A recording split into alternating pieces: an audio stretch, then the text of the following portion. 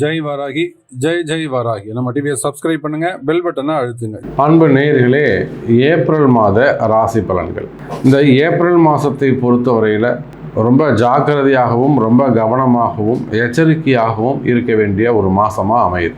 காரணம், மீன ராசியில் மோட்ச ராசி வீடு என்று சொல்லக்கூடிய அல்லது ஜலராசி நீர் ராசி என்று சொல்லக்கூடிய அல்லது பெருமாள் எங்கே வைகுண்டத்தில் எப்படி பள்ளி கொண்டு இருப்பாரோ அதே போல் பள்ளிகொண்ட பெருமாள் வைகுண்டமாக திகழக்கூடிய ஒரு ராசி மீனராசி மண்டலம். அந்த மீனராசி மண்டலத்திலே இந்த ஏப்ரல் மாதத்தில் 4 கிரக சேர்க்கை நிகழ்கிறது. அதிலும் குறிப்பாக காலபுருஷனுக்கு 2, 3 கிரகங்கள், அதே போல் 6 கிரகங்கள், 8 கிரகங்கள், 7 கிரகங்கள் இவையெல்லாம் ஏப்ரல் மாதத்தில் மோட்ச ராசி வீடில் சந்திக்கிறார்கள், சனியுடைய வீட்டில் சந்திக்கிறார்கள்.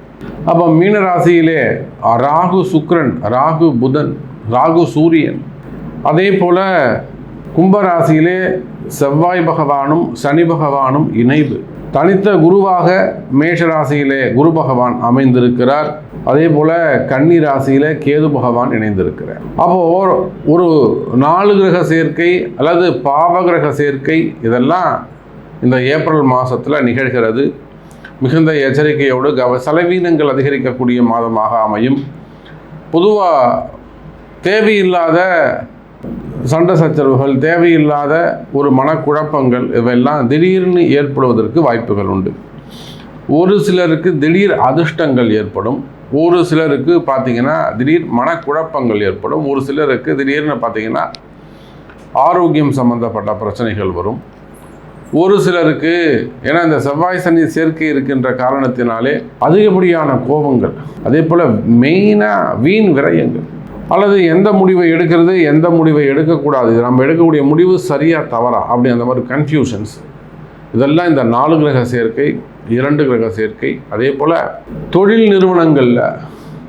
நிறுவனங்களை பார்த்தோன்னா ஏதாவது ஒரு ஃபயர் ஆக்சிடென்ட், ஒரு தீ பிடிச்சிக்கிறது, ஏதோ ஒரு அபசகுணமாக ஒரு விஷயம், ஒரு கரண்ட் இபி ஃபால்ட் வர்றது, வெடிக்கிறது, மெயினாக ஃபயர் சம்மந்தப்பட்டது, இபி ரிலேட்டடாக வரக்கூடியது.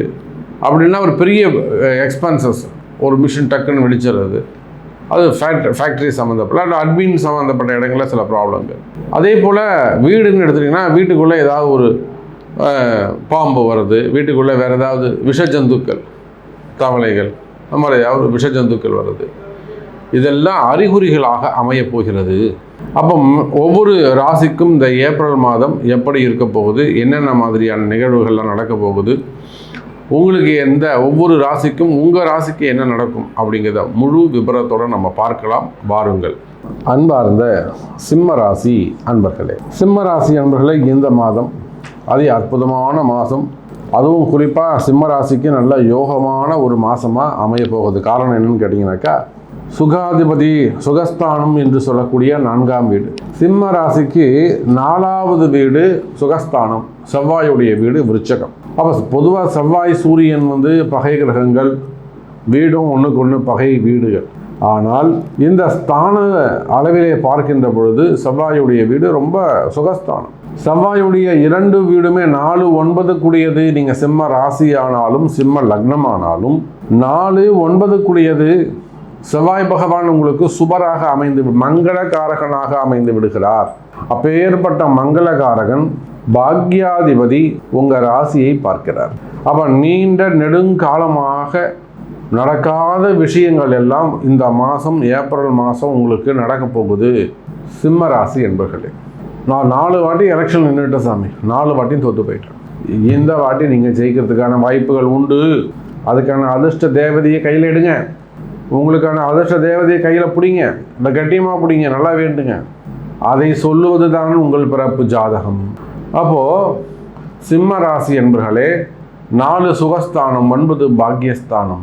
இந்த 4, 9 கூடிய செவ்வாய் உங்கள் ராசிக்கு 7வது வீட்டில் சனி கர்மகாரகன் 7வது வீட்டில் உட்கார்ந்து, ஆனால் அந்த சனிக்கு குருவுடைய தொடர்பு இருக்குது. அப்போது அந்த சனியோடு சேர்ந்து செவ்வாய் பகவான் சிம்ம ராசியை பார்க்கின்ற காரணம் அரசியல் பலம் கூடும். அரசியலில் உங்களுக்கான பவர், உங்களுக்கான ஒரு இறையாற்றல், ஒரு சக்தி அதிகரிக்க வாய்ப்புகள் உண்டு. சிம்ம ராசி நேயர்களே, பேர் புகழ் அதிகரிக்கும். வெளியில், ஊரில், சொசைட்டியில் ஒரு நேம் கிரியேட் ஆகும், ஒரு இமேஜ் உயரும். அப்போது 4-9 செவ்வாய் பகவானும் 2-11 புதன் பகவானும் உங்களுக்கு ஃபேவரபுளாக இருக்கிறார்கள். அதே போல் உங்கள் ராசிக்கு 2ஆம் அதிபதி புதன் ரொம்ப சப்போர்ட்டாக இருக்கார் உங்களுக்கு. இந்த மாதம் 15 தேதிக்கு மேலே 5ஆம் பாவத்துக்கு வந்துடுறார், 9ஆம் பாவத்துக்கு வந்துடுறார். குரு புதன் தொடர்பு 2-11 புதன் உங்களுக்கு ரொம்ப முக்கியமான இடத்துல உட்காந்துருக்கிறாரு. குருவோட இணைகிறார். நீங்கள் அவர் ராகுவோட இருந்தாலும் கவலைப்படாதீங்க. இன்னும் உங்களுக்கு நீங்கள் அடித்து வாங்கிறதுக்கான வாய்ப்புகள், வெற்றியை அடித்து வாங்கிறதுக்கான வாய்ப்புகள் உண்டு. தட்டி பறிக்க மாட்டீங்க, உரிமையாக கேட்பீங்க. நான் இத்தனை நாளாக இருக்கேன், ஏன் எனக்கு தரல, நீங்கள் எனக்கு கொடுங்க, நான் ஜெயிச்சு காட்டுறேன். அப்போ நீங்கள் எந்த இடத்தில் இருந்தாலும், இதை ஏதோ அரசியலுக்கு சொல்கிறேன்னு நீங்கள் எடுத்துக்கக்கூடாது. நீங்கள் எந்த ஸ்டேஜில் இருக்கிறீங்களோ, எந்த நிலையில் இருக்கிறீங்களோ, அங்கே நீங்கள் உங்களை வச்சு மேட்ச் பண்ணி பார்க்கணும். புரியுதா? அப்போது சிம்ம ராசி என்பர்களே, நீங்கள் அரசியலில் இருக்கலாம், வேலை செய்பவராக இருக்கலாம், ஒரு இடத்துல ஒரு கம்பெனியில் ஒர்க் பண்ணக்கூடியவங்களாக இருக்கலாம், ஒரு இடத்துல தொழில் செய்யக்கூடியவங்களாக இருக்கலாம். அப்போ உங்களுக்கான முன்னேற்றத்திற்கான ஒரு மாதமாக இந்த மாதம் அமைகிறது. நான் ஜெயிப்பேன், என்னால் ஜெயிக்க முடியும், இது என்னுடைய உரிமை, நான் இதை விட்டு கொடுக்க மாட்டேன், நான் தான் இதை செய்வேன் அப்படிங்கிற வகையில் ஜெயிக்கக்கூடிய ஒரு மாதமாக இந்த மாதம் அமைகிறது. இதை நீங்கள் மிஸ் பண்ணிடாதீங்க சிம்மராசி என்பர்களே. ஓர் அரிய வாய்ப்பு, ஓர் மிகப்பெரிய அரிய வாய்ப்பு உங்களுக்காக காத்திருக்கிறது சிம்ம ராசி அன்பர்களே. அப்போ சுகஸ்தானம் நல்லா இருக்குது, பாக்கியஸ்தானங்கள் நல்லா இருக்குது, தனஸ்தானம் நல்லா இருக்குது, லாபஸ்தானங்கள் ப்ராஃபிட் அதுவும் நல்லா இருக்குது. அப்போ வருமானம் எப்படி இருக்கும்? நிச்சயமாக சிம்ம ராசி என்பவர்களே, நீங்கள் எந்த தொழில் செய்பவராக இருந்தாலும் சரிதான். நீங்கள் ஒரு பெரிய பிஸ்னஸ் மேனாக இருக்கலாம், ஒரு ஓன் பிஸ்னஸ் செய்யக்கூடியவங்களாக இருக்கலாம், ஒரு பெரிய ஃபேக்ட்ரி வச்சு ரன் பண்ணக்கூடியவங்களாக இருக்கலாம், மல்டி பிஸ்னஸ் பண்ணக்கூடியவங்க, நிறைய மல்டி லெவலில் நிறைய பிஸ்னஸ் பண்ணுங்க, நிறைய பிரான்ச்சஸ் வச்சு ஒவ்வொரு விதமான தொழில் செய்யக்கூடியவங்க, கார்ப்பரேட் நிறுவனங்களாக இருக்கலாம், அல்லது ஒரு ஹாஸ்பிட்டல்ஸ் வச்சு நடத்த டாக்டராக இருக்கலாம், ஹாஸ்பிட்டலாக வச்சு இருக்கலாம், நிர்வாகம் பண்ணலாம், சினிமா துறையாக இருக்கலாம், திரையரங்காக இருக்கலாம், திருமண மண்டபமாக இருக்கலாம், விவசாயிகள் மெயினாக மில்லுங்க வச்சு நடத்தக்கூடியவங்க, rice mill, cotton mill, oil mill, பெரிய பெரிய மில்லுங்க வச்சு நடத்தக்கூடியவங்க, கால்நடை பண்ணைகள், ஆடு பண்ணை, கோழி பண்ணை, முட்டை பண்ணை, மாட்டு பண்ணை, மாதிரி கால்நடை பண்ணைகள், விவசாயம் சார்ந்த தொழில் செய்யக்கூடியவர்கள், விவசாயிகள், ஏற்றுமதி இறக்குமதி, எக்ஸ்போர்ட் இம்போர்ட் பிஸ்னஸ் பண்ணக்கூடியவங்க, கார்மெண்ட்ஸு, டெக்ஸ்டைல்ஸு, லெதரு, ஃப்ளவரு அதெல்லாம் எக்ஸ்போர்ட் பண்ணக்கூடியவங்க, ஃப்ரூட்ஸு, அதே போல் பூஜை பொருட்கள். அப்போ விவசாயிகளாக இருக்கலாம், எக்ஸ்போர்ட் இம்போர்ட் கம்பெனியாக இருக்கலாம், அதே போல் ஸ்கூல் காலேஜஸ் இதெல்லாம் வச்சு நடத்தக்கூடியவங்களாக இருக்கலாம், ஆடிட்டர்ஸு, மெயினாக டெக்ஸ்டைல் பிஸ்னஸ் பண்ணக்கூடியவர்கள். ஏன்னா இந்த புதனுடைய காரகத்துவம் அங்கே சேர்கின்ற பொழுது குறிப்பாக நம்ம சொல்ல வேண்டியது டெக்ஸ்டைல்.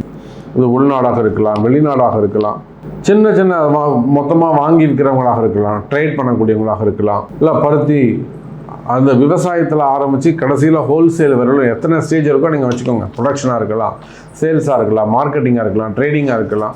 அப்போ டெக்ஸ்டைல் பிஸ்னஸ் பண்ணக்கூடியவர்கள், தறிகள் வச்சு நடத்தக்கூடியவங்க. அப்போ எல்லா நிலையிலும் மெயினாக இந்த வேஷ்டிகள்லாம் தறி நெய்கிறாங்க பார்த்தீங்களா, அந்த மாதிரி. அப்போது நீங்கள் எந்த தொழில் செய்பவராக இருந்தாலும் சரிதான், எனி பிஸ்னஸ். நான் ஒரு 4-5 புதன் மற்றும் அந்த குருவை வச்சு 2-3 பிஸ்னஸ் மட்டும் நான் சொல்லியிருக்கிறேன். அப்போ நீங்கள் ஒரு இபி ரிலேட்டடாக இருக்கலாம், லேண்டாக இருக்கலாம், ரியல் எஸ்டேட்டாக இருக்கலாம், பில்டர்ஸாக இருக்கலாம். இதெல்லாம் செவ்வாயுடைய காரகத்துவம். இபிலாம் அதே போல் இபியில் ஒர்க் பண்ணக்கூடியவங்க. அப்போ நீங்கள் எந்த தொழில் செய்பவராக இருந்தாலும் சரிதான், எனி பிஸ்னஸ். தொழில்துறையை பொறுத்தவரையில், பிஸ்னஸை பொறுத்தவரையில் இந்த மாதம் அதி அற்புதமான மாதம். ஏப்ரல் மாதம் உங்களுக்கு அடித்து தூள் கிளப்பக்கூடிய மாதம், நல்ல வருமானம் நிறைந்த ஒரு மாதமாக உங்களுக்கு அமையப் போகிறது சிம்ம ராசி நேயர்களே. குறிப்பாக அரசியலில் ஈடுபட்டு இருக்கக்கூடியவங்களுக்கு நல்ல முன்னேற்றத்தை தரக்கூடிய மாதமாகவும், அதே போல் ஜெயிக்கக்கூடிய மாதமாகவும், நீங்கள் போடக்கூடிய கணக்குகள் வெற்றி பெறும், நீங்கள் வகுக்கக்கூடிய வியூகம், உங்களுடைய ட்ரெண்டு, உங்களுடைய ஹேஷ்டேக்கு அல்லது நீங்கள் சொல்லக்கூடிய வார்த்தைகள் ஹேஷ்டேக்காக மாறும். அதே போல் நீங்கள் எடுக்கக்கூடிய முயற்சிகள் அங்கே வெற்றி பெறும். உங்களுக்கு எதிரான சூழ்ச்சிகள் எல்லாம் அங்கே காணாமல் போகும். உங்களுடைய எதிரிகள் காணாமல் போகும். எதிரிகள் செய்யக்கூடிய சூழ்ச்சிகள் அங்கே காணாமல் போகும். அரசியல் காணாமல் போகும். அப்போ அரசியல் நண்பர்களுக்கும், சினிமா துறையை சார்ந்தவர்களுக்கும், அதே போல் மீடியா துறையில் இருக்கக்கூடியவங்க, பத்திரிகை அன்பர்கள், இவங்க எல்லாருமே கூட சிம்ம ராசியாக இருப்பார்களேயானால் இந்த மாதம் சிறப்பான மாதமாக அமைய போகிறது. அதோடு மட்டுமல்ல, சிம்ம ராசி அன்பர்களே, உத்தியோகத்தை பொறுத்தவரை, வேலை வாய்ப்புகளை பொறுத்தவரையில் சிறப்பானதாகவே இருக்கும். நிறைய சிம்ம ராசி அன்பர்கள் சமீபத்தில் தான் வேலையை இழந்திருப்பார்கள். ஒரு 6 மாதமாக அது வேலை போயிட்டு, இல்லை ஒரு 3 மாதமாவது 2 மாதமாவது இப்போ தான் எனக்கு வேலை போச்சு. அதுபோல் வேலையை இழந்த சிம்ம ராசி அன்பர்களுக்கு மீண்டும் வேலை கிடைக்கிறதுக்கான வாய்ப்புகள் உண்டு. நல்ல வேலை வாய்ப்புகள் உருவாகும். புதிய வேலைகள் கிடைக்க வாய்ப்புகள் உண்டு. உள்நாடு, வெளிநாடு, நிறைய சிம்மராசி என்பர்கள் வெளிநாடு போகிறதுக்கான வாய்ப்புகள் உண்டு. நல்லா நீங்கள் சேர நல்லா ஜம்முன்னு சாய்ந்துல உட்காந்துக்கிற அளவுக்கு ஒரு சொகுசான வாழ்க்கையை வாழக்கூடிய வாய்ப்புகள் உங்களுக்கு உண்டு. உங்களை பாதுகாப்பதற்கு ஒருத்தர் யாராவது உங்களை காப்பாற்றுவார். நல்லா ஏசி காற்று நல்லா ஜில்லுன்னு வந்தால் எப்படி இருக்கும், அந்த மாதிரி சொகுசான சுகமான வாழ்க்கைக்கான, வளமான வாழ்க்கைக்கான கால நேரம் வந்து கொண்டு இருக்கிறது. வேலை வாய்ப்புகள் கிடைக்கும். அதே போல் ஆரோக்கியம் அதிகரிக்கும். சும்மா மாத்திரை போடக்கூடாது. நம்ம வீட்டில் சொல்லுவாங்க, யாராவது சொல்ல ஒரு டம்ளர் வெந்நீர் குடி அப்படின்வாங்க. அதை விட்டுட்டு மாத்திரையாக வாங்கி போட்டுருப்பீங்க. அப்போ எது நல்லது, எது தீமை, எது நன்மை, எது தீமை என்பதை அறிந்து செயல்பட வேண்டும். எளிமையாக ஸ்மார்ட்டாக செய்ய வேண்டிய விஷயத்தை வேர்வை சிந்தி செலவு பண்ணி நம்ம செய்யக்கூடாது. அப்போ ஒரு சில விஷயங்கள் சிம்மராசி என்பவர்கள் புரிந்து கொள்ள வேண்டும். அப்போ அந்த புடிவாதம், நான் தான் அப்படிங்கிறது, அந்த புடிவாதத்தை தவிர்க்க வேண்டும். அப்போ வேலை வாய்ப்புகளை பொறுத்தவரையிலே வேலை செய்கிற இடத்துல உங்களுக்கு பிரச்சனைகள் இருக்கலாம். இருந்தாலுமே கூட கொஞ்சம் அட்ஜஸ்ட் பண்ணுங்கள். நான் இந்த கம்பெனி விட்டு வெளியில் வந்துடலாமா, ஜம்ப் பண்ணிடலாமா, வெளியில் வந்து புதுசாக தொழில் தொடங்கலான்னு இருக்கேன். இதெல்லாம் ஒரு முறை உங்கள் பிறப்பு ஜாதகத்தை கொண்டு ஒரு முறை அனலைஸ் பண்ணி ஒரு அட்வைஸ் கேட்டு, நான் எடுக்கக்கூடிய முடிவு கரெக்டாக, இப்போ நான் முடிவு எடுத்தால் அது சரியாக இருக்குமா அப்படிங்கிற மாதிரி அதை அனலைஸ் பண்ணி கேட்டு எடுப்பது சிறப்பு. அதே போல் ஏப்ரல் மாதத்தை பொறுத்தவரையிலே விசா சம்மந்தப்பட்ட பிரச்சனைகள் இருக்குமே ஆனால், கம்யூனிகேஷன் புதன் இல்லையா, ஸோ விசா சம்மந்தப்பட்ட பிரச்சனைகள் இருந்தால் சார்ட் அவுட் ஆகும். அதே போல் என்கொயரிகள் இருக்குமே, ஏதேனும் என்கொயரிகள் இருக்குமே ஆனால், எந்த பிரச்சனையாக இருக்கலாம், வம்பு வழக்காக இருக்கலாம். ஸோ என்கொயரிகள் அல்லது வந்து உங்களுக்கு வம்பு வழக்குகள் இருக்குமே ஆனால், டிவோர்ஸ் கேஸாக இருக்கலாம், ஃபேமிலி கேஸாக இருக்கலாம், சம்திங் சொத்து சம்பந்தப்பட்ட பிரச்சனையாக இருக்கலாம். ஸோ அந்த மாதிரியான பிரச்சனைகள் இருக்குமே ஆனால் அவையும் விலகும். சிம்ம ராசி நேயர்களே, குடும்பத்தில் மகிழ்ச்சி இருக்கும், குடும்பத்தில் சந்தோஷம் அதிகரிக்கும், கணவன் மனைவிடைய ஒற்றுமை மேலோங்கும், பிரிந்த கணவன் மனைவி மீண்டும் ஒன்று சேருவதற்கு வாய்ப்புகள் உண்டு. அதே போல் குடும்பத்தை விட்டு வெளியில் போன பசங்க மீண்டும் குடும்பத்தை வந்து சேர்வதற்கு வாய்ப்புகள் உண்டு. நிச்சயமாக உங்களுக்கான வம்பு வழக்குகளது நீங்கள் விடுபடுவீர்கள். அநியாயமாய் தண்டனை பெற்றவர்கள் விடுவிக்கப்படுவார்கள். வீண்பிழி அவமானங்கள் அல்லது அபாண்டமான பொய்கள் இதெல்லாம் இருக்குமே ஆனால், எதிரிகளுடைய தொந்தரவுகள், எதிரிகளுடைய பொய்கள், அதிகமாக எதிரிகள் உருவாகிறது, இதெல்லாம் ஒரு மனசுக்கு பயத்தையும் கலக்கத்தையும் உண்டு பண்ணும். அந்த மாதிரி கலகம், கலக்கம், பயம் இருக்குமே ஆனால் கவலை வேண்டாம் சிம்ம ராசி அன்பர்களே. அதெல்லாம் விலகுவதற்கு, பிரச்சனை தீர்வதற்கான வாய்ப்புகள் உண்டு. இதெல்லாம் செய்வினை கோளாறாக இருக்கலாம், திருஷ்டியாக இருக்கலாம், கண் திருஷ்டிகளாக இருக்கலாம், எதிரிகளுடைய தொழில் போட்டி, தொழில் எதிரியாக இருக்கலாம், மெயினாக கண் திருஷ்டி போட்டி பொறாமையாக இருக்கலாம், செய்வினை கோளாறுகளாக இருக்கலாம், இடதோஷமாக இருக்கலாம். ஸோ சம்திங் ராங், ஏதோ ஒரு விஷயம். அப்போ அந்த மாதிரியான பிரச்சனைகள் இருக்குமே ஆனால் ஒன்றுமே கவலைப்படாதீங்க சிம்ம ராசி அன்பர்களே. இந்த மாதம் ஒரு நல்ல காலமாக உங்களுக்கு அமைகிறது. அதே போல் திருமண யோகம் கைகூடும், குழந்தை பாக்கியம் அதிகரிக்கும், முதல் திருமணம், இரண்டாவது திருமணம், ஒரு மனைவி இருக்கும்போதே இன்னொரு மனைவி இல்லீகலாக நீங்கள் தேடிக்கிறது, அதையும் இந்த மனைவி ஏற்றுக்கிறது, பரவாயில்ல நான் அட்ஜஸ்ட் பண்ணிக்கிறேன் வாங்க அப்படின்னு சொல்கிறது கேட்கறதுக்கே சந்தோஷமாக இருக்கும். அப்போது அந்த மாதிரியான முதல் மனைவி, இரண்டாவது மனைவி பிரச்சனைகள், முதல் திருமணம், குடும்ப பிரச்சனைகள் இருக்குமே ஆனால் அவை எல்லாமும் உங்களுக்கு விலகுவதற்கு வாய்ப்புகள் உண்டு. ஸோ இந்த மாதம் ஒரு மகிழ்ச்சியான சந்தோஷமான மாதமாக உங்களுக்கு இருக்க போது.